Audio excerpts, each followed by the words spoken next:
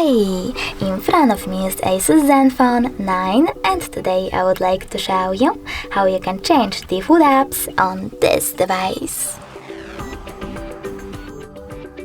You need to begin by opening Play Store and installing your new default apps.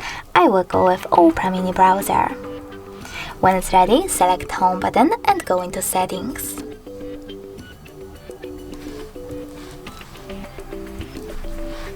Now you need to click on Apps and Notifications. Scroll down, select Default Apps here and tap on one of those sections. I want to change my browser, so I have to click on Browser app, select Opera Mini to set it up and go back. As you can see, after that, my default app has changed.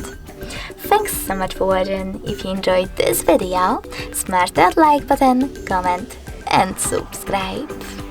Bye!